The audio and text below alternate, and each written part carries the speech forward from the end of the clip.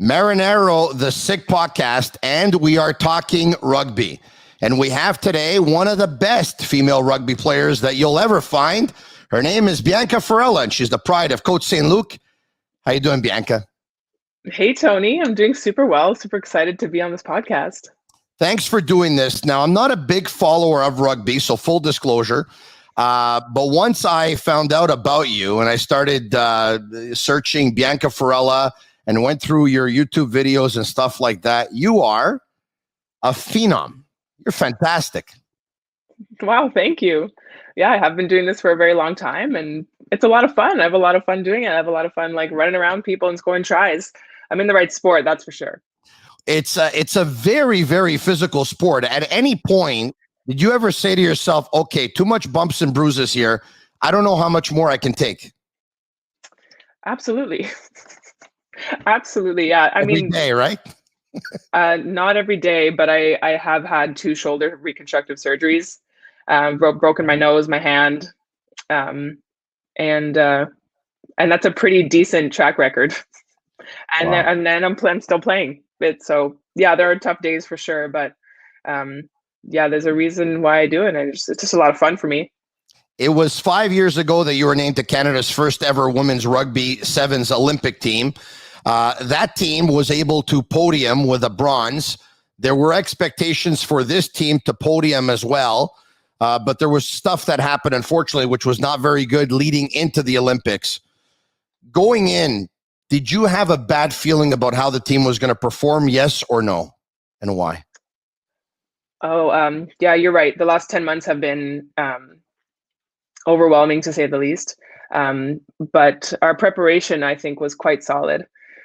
Going into the games, yeah, I certainly didn't expect our on-field performance to be the way it was. However, I'm extremely proud with what we did. But through everything that we went through, I'm proud. I'm proud that we were able to walk on the field and do our job and make our country proud. It's okay. The show is not censored, but the show is brought to you by Essentia, the world's only natural memory foam mattress. Go to myessentia.com/sickpod and use code sickpod for a free pillow with your purchase. Essentia, beyond organic sleep. There were some stories once again, and I'm going to touch on those, which I'm sure are difficult. Going to be difficult to talk about. Stories that maybe people wanted to put to sleep, but you and your teammates wanted to make sure that people knew about them and talked about them. And what I know is that last winter, Coach John Tate had some complaints filed against them. What were the complaints about?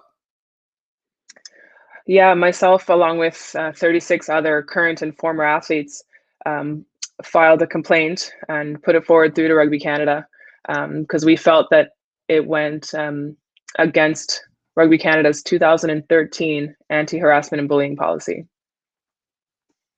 And we entered a phase of mediation, and then I think it was in January when it went to a formal complaint and informal investigation after that. And everything after that has been quite chaotic. We got the results that are public. We got the results in April, and myself and my teammates were not happy with the results. As you may know, they came back inconclusive. However, he did resign. So, do we feel that they're inconclusive? No, but we were able to kind of recreate our team culture and our team environment and step away from what it was and create something new and something positive, and most importantly, a safe and inclusive environment with the interim coaching staff and leadership that we had going into the Olympic Games this summer. So I'll ask you some questions if you can answer yes or no as to whether or not former coach John Tate was guilty of verbal abuse. I mean, I really respect your straight on questions, and I'll answer them as best as I can. We felt that there has been verbal abuse in the environment, yes. Harassment. Could you be more specific? Was the abuse constant? Was it regular to the point where you or one of your teammates felt harassed? What I can say is that 55% of the entire history of athletes in our program have been part of this investigation in one way or another. So I implore you to read between the lines. I hear you. One should be enough. One should have been enough. Of course. And in the past, it wasn't. So part of what we want and part of our asks and demands was that it doesn't get to that. It doesn't get to 55%. It doesn't get to 37 athletes coming forward. It doesn't have to be a huge chunk of athletes. It should be just one. And we want the environments to be more preventative and less reactive. With Bianca Farella, who has endured a lot of pain, her and her teammates over the last year for sure. Very much appreciate you talking about something that is sensitive and something that is difficult to talk about. Did it ever get to the point for you personally where you felt that, I don't know if I'm being treated as well as I should be treated, and I'm not so sure that the way I'm being treated is normal? That's a great question. And again, I'm happy to be on here and share more of my story and my team's story. There have been times where I didn't understand why I didn't want to play rugby anymore. Yeah. How close were you to quitting? I mean, as a high performance athlete, you go through ebbs and flows. Like there are tough training blocks. You're like, oh, I don't know if I can do this. I'm getting older. I'm 2 shoulder surgeries in. But I felt that going into the games, let's say last summer before they were even postponed, I felt like I really wanted to remove myself from the environment. I felt like I did want to move on. However, once our environment changed and once our leadership stepped down, I had a very different perspective and I felt lighter. It was very interesting for me to do that reflection, and I felt like I didn't have to move on from sport after that. How worried were you or some of your teammates that if you would speak out individually, that you could probably fall on deaf ears, or you might end up being blackballed, thrown off the team? Because, not to say it would have happened here, but it's happened in other sports and it's happened in other times. How much of a concern was that? Well, when we started to have open discussions as a team, it didn't start like this. It didn't start with we're going to put forward a complaint. It really didn't.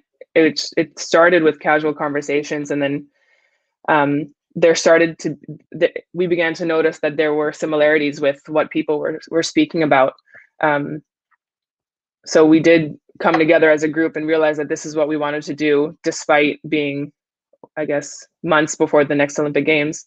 And unfortunately, there have been athletes that have come forward, and like you said, like it unfortunately didn't go in the right direction. However, unfortunately, it does take that. Like we're building off of things that aren't new in the sporting world, especially for athletes like myself. It's a cumulative effect, unfortunately, and it, we were the right group to be like, listen, we're gonna do this. We all believe in it. We stand together.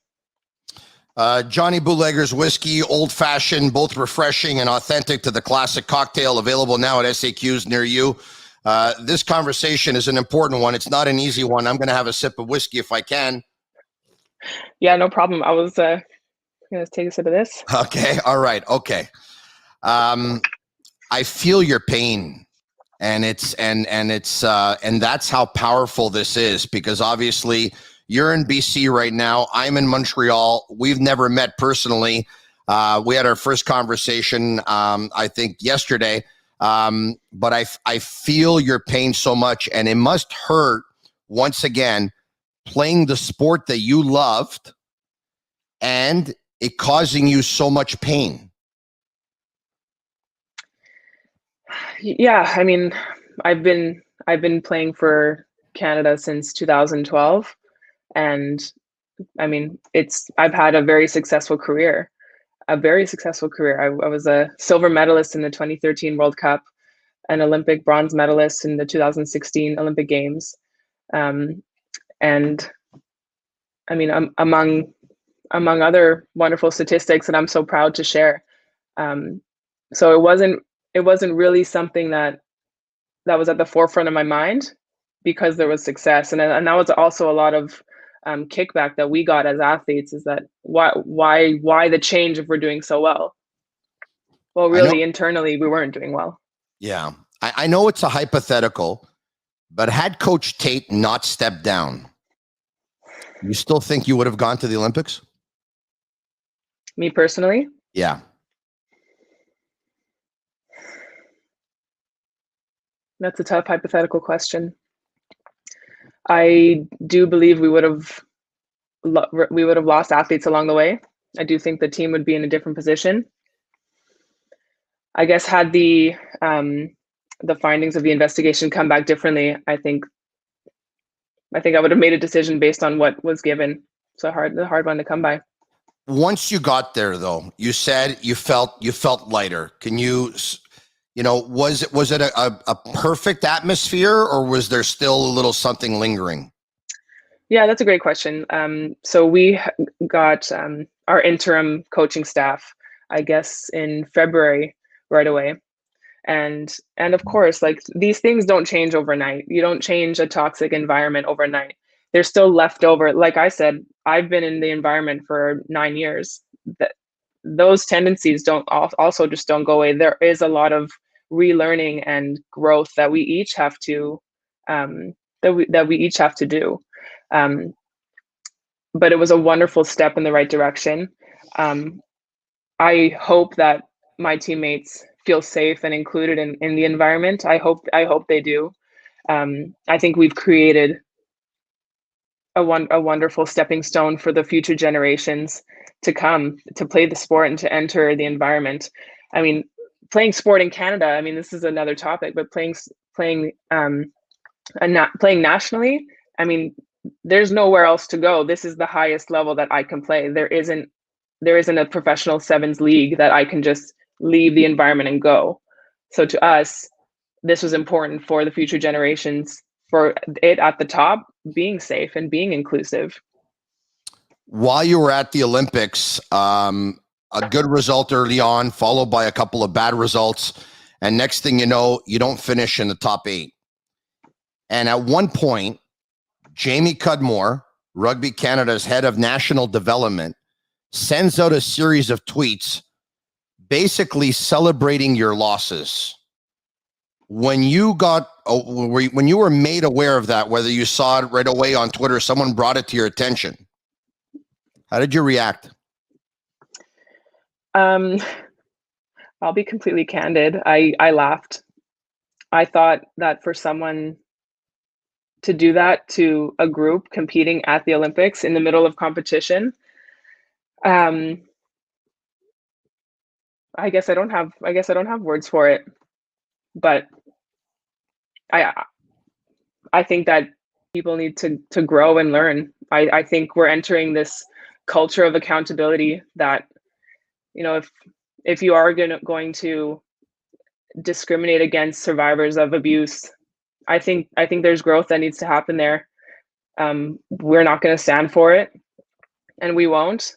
However, I think I laughed because we received that hate, and I was like, listen, this group of people are at the Olympics. We come out on top here. This isn't this this is not much of a discussion. It's unfortunate that he had to use those words, and I feel, and I know he apologized, and I feel his apology. It's unfortunately something that isn't new. It isn't a new thing that we've been dealing with over the last 10 months. I've personally received phone calls. I came home from the Olympic Games to a vandalized vehicle. Wow. It's things that, there are people that might not believe our story and might not take it for what it is, but there are so many people in this country and in this world that have reached out to me and my teammates saying how much they're proud of what we are doing and what we stand for, what we have stood for at the games on such a huge international stage. And that's what we do it for. That's who we do it for. This isn't about us individually. It's about, like I said, it's about the next generation. You know what I thought when I read some of the tweets, one of which was karma's a bitch, hashtag survivors my ass. The other one was basically cheering for China so that China could win by X amount of points and that you would not finish in the top 8, right? When I read those, like I've never in 19 years of talking sports, I've never seen like a head of a national development or a head of a program actually go on social media and celebrate their own team's loss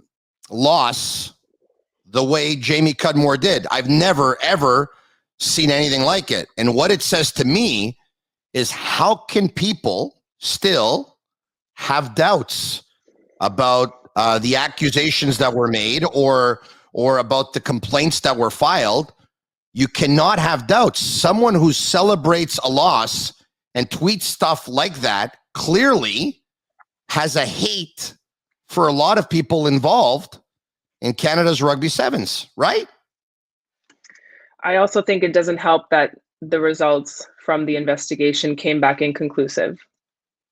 It doesn't help our story, and it was extremely difficult to receive that news, especially knowing the stories that my teammates have been through over the years under that leadership.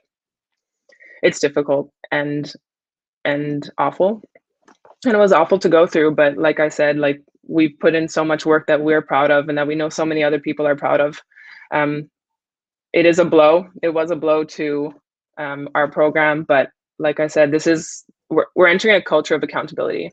And there is opportunity to grow and learn from this. Yes, there was a lot of hurt to several communities, to the BIPOC communities as well.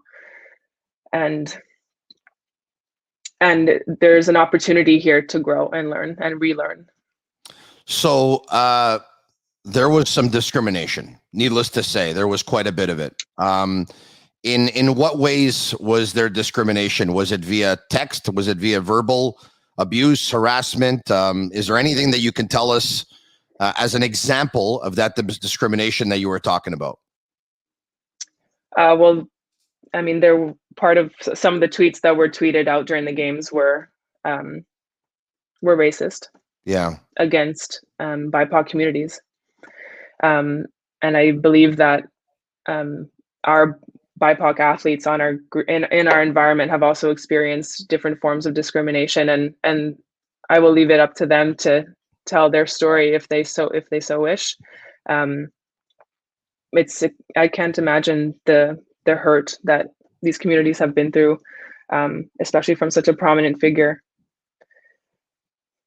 You can listen to the Sick Podcast on iHeartRadio app and follow us on other social media platforms. You can go to sportbuffshop.com for all of your officially licensed sports apparel and more. Use code SICK15 for 15% off on all of their items.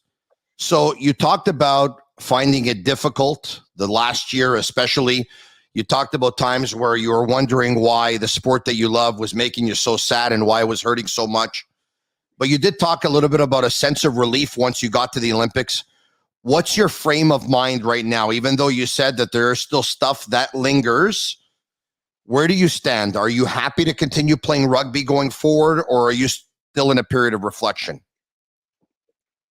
Yeah, I think that I don't even think we're a month out of the games, but yeah, I mean, coming back from the games, it's so overwhelming. The Olympic Games are such an emotional and overwhelming event. So being there was so fun and so chaotic and so overwhelming. And of course, we're dealing with the pandemic, and I think a lot of safety precautions have been in place to make it such a safe games.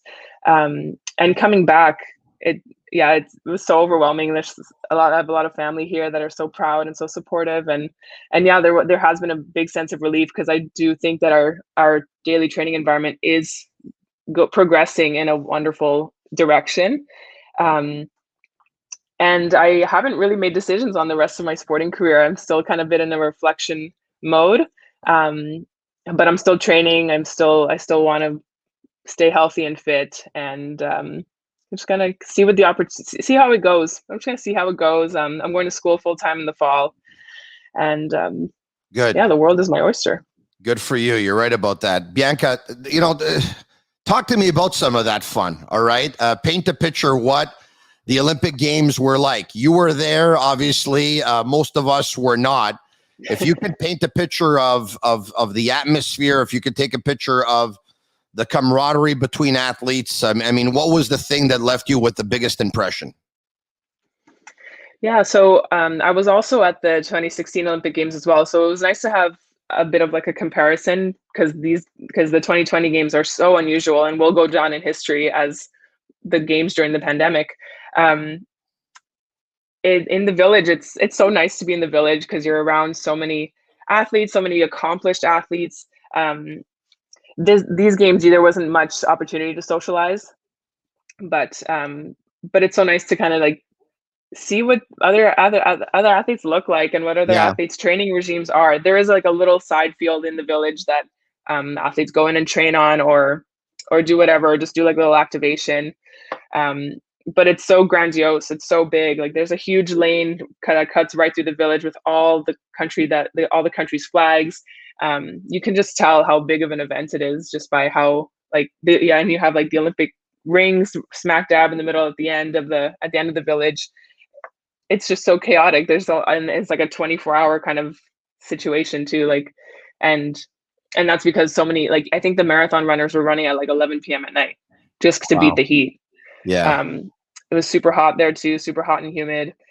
Um, and it's fun. Like people are taking photos and videos, and like especially my teammates who are first time Olympians.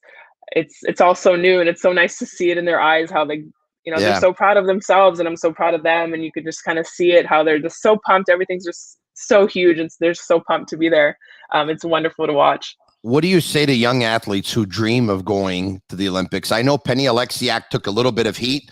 Canada's most decorated Olympian, already at age 21 with 7 medals under her belt in the last 2 Olympics, because she tweeted out to one of my high school teachers who, when I told her I wanted to swim for a living, told me to quit and stay in school. Her tweet actually had mixed opinions by a lot of people, but at the same time, what do you say to young athletes who dream of going to the Olympics and wonder, whether or not this dream can come true? You've lived it. You've been there for 2 Olympics now. What do you say to them? Well, it's interesting because my Olympic career didn't start as the Olympics as the goal. For me, I played rugby because it was fun and I enjoyed it and I loved the atmosphere. So and then the Olympics were introduced. So it was so nice to have like another stepping stone and another goal to kind of strive for. It was almost kind of like we kept breaking the glass ceiling. Um, but for athletes who they're gung-ho and they're saying let's go, we're going to the Olympics, I just say I think as long as you're having fun and you believe in yourself, then you can do great things, then you can smash those glass ceilings, and it doesn't matter what anyone else says, because they don't have people like that don't necessarily have space in your path. Don't let them get in the way. It might be an obstacle, it might be a hurdle, but I think if you have a goal, go for it, work hard, and surround yourself with people that are going to support you. My God, Bianca, you ooze character and discipline and determination. It's unbelievable, and I guess that's why you participated in 2 Olympics. And I was having a beverage watching you and your teammates do your thing while it was going on. But you deserve to be celebrated. Sophistication, event rentals, live music, DJs, sound systems, tents, chairs, tables, decor, lighting, photo booth, TV screens. The number to call is 514-570-5770 if you're in Montreal.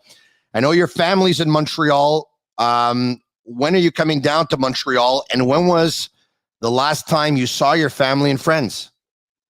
Yeah, I'm actually going to Montreal tomorrow. I'm able to be there for about 10 days to visit my family. I'm so excited. The last time I was there was last September. And that was awesome. And I always enjoy my time coming home. I'm so excited to see them. Yeah, I guess with the lack of spectators at the games, I felt like there was something missing. So I can't wait to see them. How difficult is it being an athlete and knowing that you have to practice your profession away from your family and friends?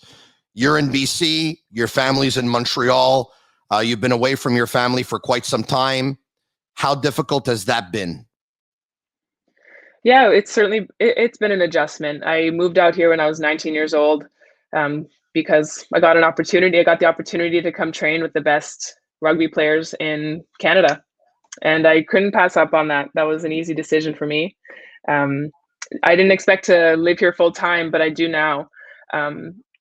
It's just such a wonderful part of the world, and I met my partner here, so we live here full time. But it kind of makes going home that much sweeter. I do love Montreal. I love the history and the culture. Yeah. If I'm not mistaken, your partner is a rugby player too, right? Yes, he plays rugby, but he's a firefighter now. Firefighter now, but I guess it's, when you share similar interests and you can understand what you guys have to put your body through to do the sport that you love, type of thing. Yeah. I guess everyone understands each other so much better, huh? Absolutely, you're right. He played rugby his whole life, and he understands, not the sacrifices, but the choices that I make on the daily to, whether it's to go to bed early or to not have junk food. Like it was an easy. They're easy decisions to make because I have that support from him. It's the Sick Podcast. You can place your bets on MyBookie. Go to mybookie.ag/the Sick Podcast. You code SickPicks for 50% deposit bonus. Bet, win, get paid. You can already put in your futures for the NFL season, which is around the corner. Let's end with that. Talk to me about the sacrifices you made and the sacrifices you continue to make. What is a typical day like in terms of training and living for Bianca Farella? That's a great question. So I think it's about 3 times a week we have full training days of rugby practice till about lunchtime, and then we have weights in the afternoon. And then it's about 2 times a week where we do have rugby practice. I think could be like 1 or 2 a days, but it's focused on conditioning. But that's kind of the fun part. It's fun to be working on your fitness, but you're also playing the sport you love. I'm not a huge fan of just running just to run. Yeah. So it's an adjustment to not have my teammates around. Mind you, I got to tell you, Bianca, you run really fast. I don't know much about the sport, but it just seems that your teammates want to get you the ball. And once they do, you're off to the races. Oh, yeah. Yeah, thanks to them, I have the space and I can do my job. That's for sure. But yeah, I miss my team. I miss my teammates so much. It's difficult to train on your own. So I'm just such a team sport athlete, and I'm kind of excited to see what's in store next for me. Once again, like I said, you deserve to be celebrated. Not only you, but your teammates. After hearing everything you've gone through and the way your group was able to stick together, it's the epitome of team. And you leave Tokyo without a medal, but for me, you're all gold medalists. Thanks so much, Tony. That means a lot. All right. I look forward to meeting you in Montreal. Yeah, likewise. Can't wait to see you. Thank you, Bianca. There you have it. Bianca Farella. It's a Sick Podcast. I'm Marinaro. Thanks for joining us again, Bianca. Take care. All the best. No problem. See ya. All right.